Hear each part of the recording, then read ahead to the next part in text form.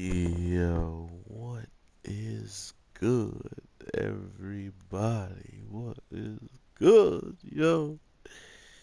Sword Art Online is somewhat back. We are in a very interesting position right now where not only is this show seemingly back, but it's also giving me the feeling that we're not even close to where um, you know we're supposed to be in the sense of actual knowledge to what's going on overall and just what could be possible in the future for this series.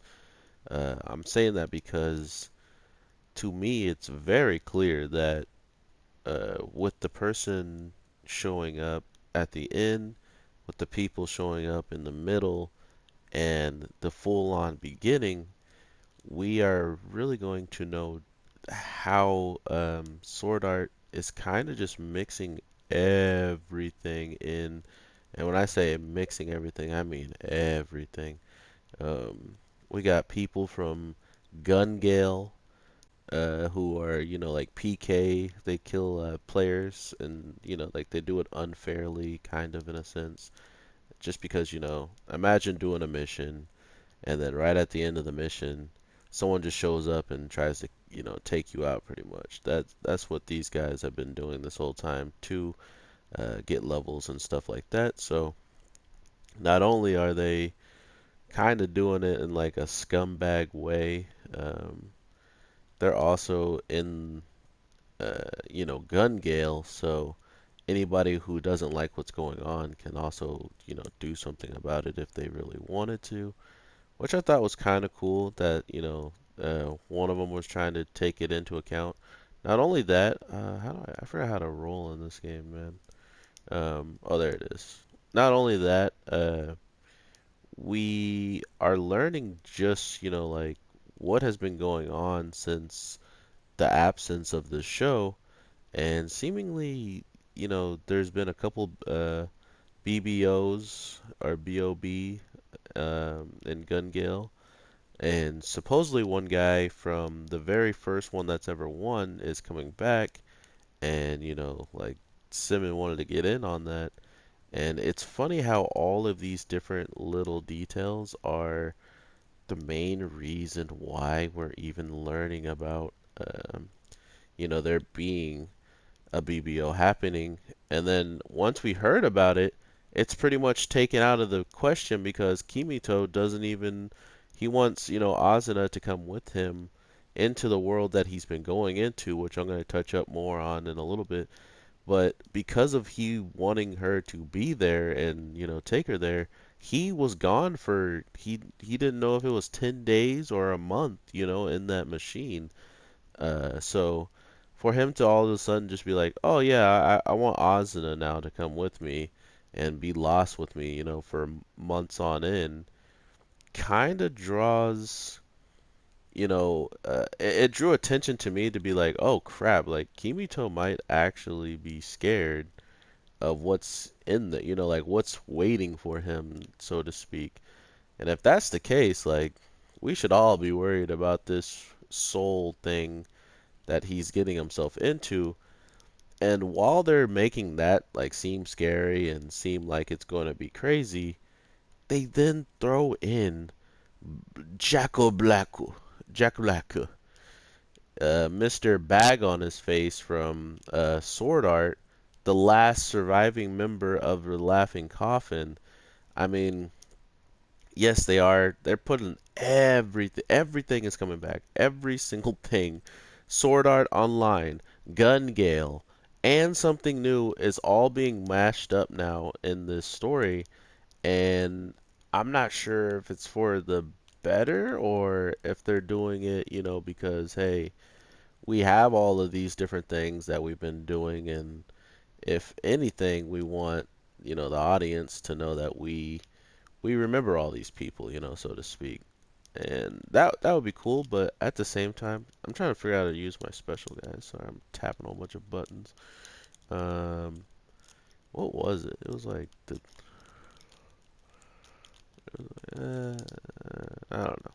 Anyway, um, overall though, with them putting everything in, the laughing coffin guy feels like he's going to be the easiest one to kind of get rid of in the sense of he's kind of using his, big hoorah already at this point. And if he's gonna go at Kimito at this certain time, sure he's probably going to escape. And there's no way Azuna is gonna be able to do something with an umbrella that Kimito couldn't. I don't think she's got skills like that, unless. And here's the other thing that really people are gonna be mad at me, and I'm probably gonna get one dislike at least on this video. Um, I haven't watched the movie yet, and from the opening credits that I saw, it looks like they're even bringing some of that into play. So I am gonna go watch the movie, and maybe it'll help me fill in some blanks that I didn't necessarily know about. But at the same time, I think it's going to be, fun to see just like what the graphics were looking like in the movie because this episode looked absolutely stunning from going straight to GGO or going into a brand new world that they're animate, for the first time animating. All of it looked so gorgeous. And I think I might know a little reason why people hate Sword Art so much, in the sense of people who just want to see women and they just want to see action and they just want to see, they have their certain fixes that they want, and because of certain aspects of the show, they can't get that fix because they're too busy talking or they're too busy doing something else. So oh god, a black hole. Oh god. Um, it was funny to me to finally kind of see it that there's a lot of pre-setup before like they're telling us a crap ton of stuff without really letting us see it firsthand.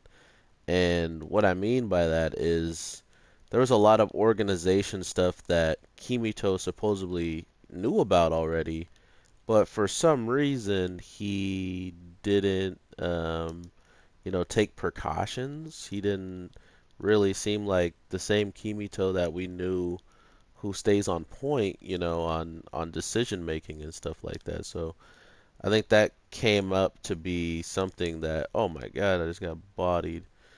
That came up to be something that was very obvious to them all in the sense of why is this happening, and if it is going to continue to happen, um, how can he change or fix or win? Because that's just his mindset. Kimito always wants to win. Kimito always wants to be in the best position uh, to come out with a dub. And to be seeing him, uh, pretty much losing in the sense of he's powerless. He didn't even get to he didn't even get to you know do anything for Alice in this episode. So there's a lot of small things that give me the hints that whatever Kimito is trying to do in this new Soul World, which now I can explain it, Kimito pretty much is doing an experiment for a company named Wrath, and because he's doing this experiment, it's putting him in a spot where he pretty much doesn't even remember what all he does in that world because they don't want him to remember. If he would remember, that would make it like leave him in a position to, necessarily change things from his perspective and not from the character that he is inside the game's perspective. He would just be going in there with the mind of someone who has experience already. And from what you can tell in this world that they're in, is he has none of that. Like all of that is really gone at this point. And because it's gone, oh my god, what was that? Oh, no wonder I were dying. There's someone up there helping him. Um, because he doesn't have that type of, knowledge and that type of game plan as a kid, or like as who he as Kimito in that world, it it really undermines, just how powerful and smart he is outside of the game. So to know that whatever he is going to do and become is this, hero or whatever that he's supposed to come in this world, to know that he's being taken out in the main world by the laughing coffin, and he's getting injected by something that was killing people. It was the actual reason why they were dying in Gun Gale um, after being injected. He literally is getting injected point blank in the shoulder blade. Sure, that's not his heart, and maybe whatever this heart concealer thing that Asuna has been given that sends electrodes to his heart if it ever needed it. It's pretty much a built-in app to be a doctor for a certain patient, and without any of this actually working, Kimito would already be in trouble in that other world. So to get stabbed in this world and to think that we're supposed to, expect that Kimito is going to die right now, it's kind of dumb. And I think this is like the real reason why we're going to see so much more of the other world, because he's going to think that he is actually um, in that world now, or he's going to be stuck in that world while he recovers. Because from what I can tell, he's pretty screwed at this point. Like Kimito is stuck getting hit by something that stops, like your heart, and it attacks your body and kills you. And not only that, he has to now figure out a way to pretty much, live his life like that, or he has to continue maybe not even knowing that that's happening, because he's going to be put back into the uh, Illustril or whatever the new place is called, and he's going to be that kid, and he's going to probably live out his whole entire life there while still hooked up. Like he's going to be in pain from whatever this laughing coffin member just did to him, but he won't remember much of it because he'll be in this world, just like how he didn't remember anything that was happening within the world while he was in it. Which I think is genius, which also it kind of tells us the story of like, hey, everything that was going on is still going on. Um, Anything that was, a problem has almost been solved, but it's not, none of it's been fully confirmed to be solved. So I'm so happy with this start. There was 41 minutes of this whole thing. It really was going into just what Kimito was inside of and what he believed it to be, like this, instead of just the memories and like messing with the brains of people to let them see the virtual world. This was tampering with your soul. This was something that they believed was, or at least Kimito believed to be his actual life force, pretty much being used in this situation where, God, I hate those guys. I want to kill these PKers. They were being used in the situation where if they didn't, um, if they remembered anything, it would be a problem. And if, oh my God, if that is a thing, what could overall become like a huge problem to their company is Kimito pretty much having attachments to people in the game and wanting to save them even if they break the codes and break the laws within the world. Just because of that, he's still going to push forward and try to stop them, which is what we see in this beginning part where we learn what the dark territories are. We learn just, what happens if you go against any of these people and their wishes. Like as soon as putting the finger down on you know, uh, unrecognized place in the sense of you're not supposed to be there, will automatically trigger somebody to pretty much notify whoever the authorities is of this world. And because of that, we get to see firsthand just how quickly they react to anything that's, against the code. And seeing that, man, holy, they do not care. They brought a freaking white dragon down and a white dragon knight who could pretty much cast some type of ability that knocked Kimito completely on the ground. Maybe it wasn't even an ability and it was just him flexing or something.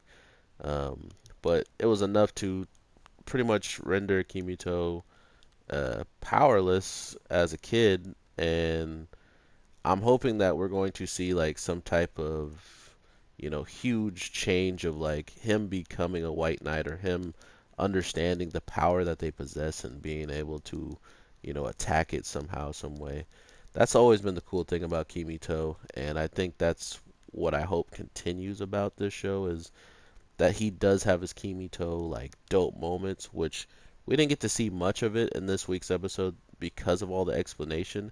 But knowing that he was in Gun Gale and that he never really lost his touch with the sword, um, it should really tell you that he should be absolutely broken in this new world because it's going to touch base on his soul, and with his soul being the photon light in not the brain cells, but the thing that's in the middle of all the brain cells, it should contain everything that he's ever, like really done, experienced, and it could be easily transferred to his new personality, thinking that this is his only life he has left, seeing how his life has pretty much been put in the hands of one of the Laughing Coffins people's hands, and they are literally trying to kill our boy.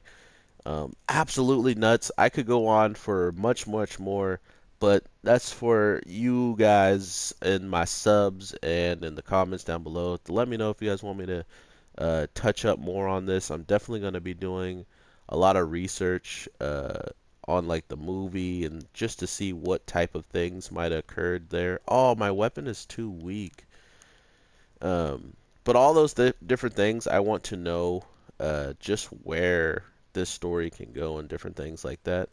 And if we are even,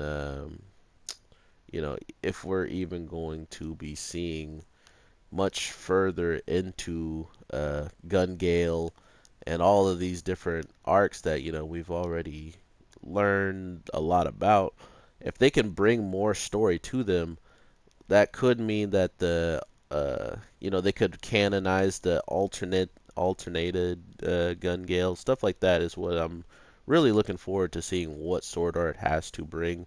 And if the movie has some things to do with it, it would be nice to see just what the movie is, actually going to bring to change, if it does even change anything. So really interested to see what you guys have to say, new or old subscribers. So hit me up in the comments down below. What do you think about this Sword Art? Do you hate that Sword Art's back?